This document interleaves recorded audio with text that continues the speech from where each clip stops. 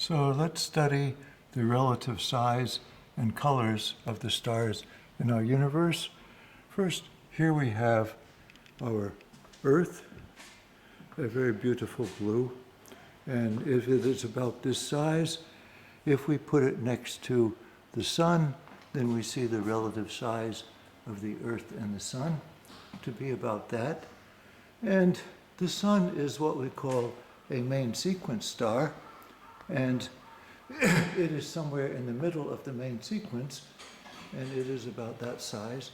And if we go to the smaller main sequence stars, we see that they are about that size compared to the sun.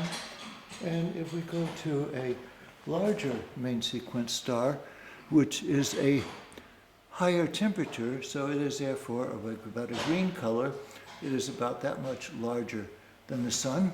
And an even larger main sequence star would be of a blue color and would be about that much larger.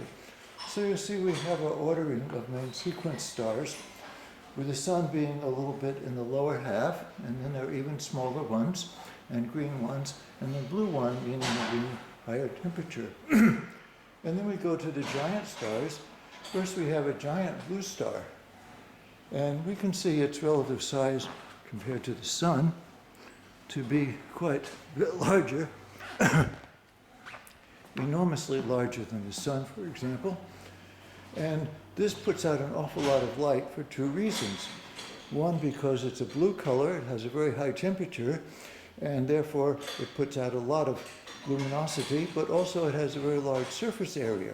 So the total product of the surface area times the energy that it puts out gives it a huge luminosity.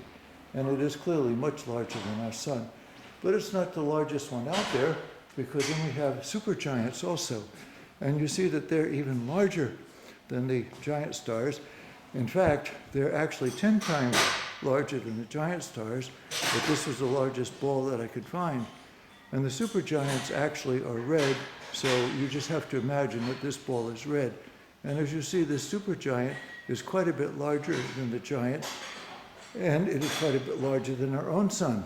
And to make the strongest comparison of all, then let's go back and find our Earth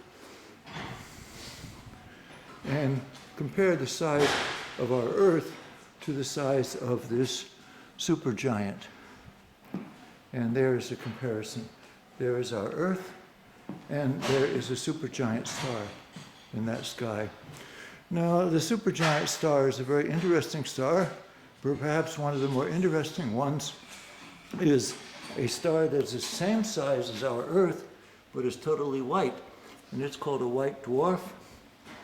And its energy does not come by nuclear reactions, but still it shines by its own light, so it is therefore a star. And if you see the relative size of the white dwarf star and our Earth, which are about the same size compared to supergiant, you see we have an enormous range of sizes of stars in the universe.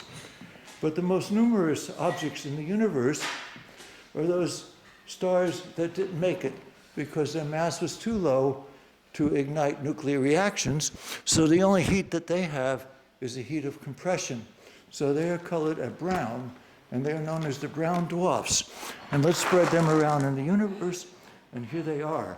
And there are so many brown dwarfs, we don't really know how many there are because they don't shine very brightly, and we can't see them to count them. And as you see, they're much smaller than our sun, much smaller than the giant stars as well.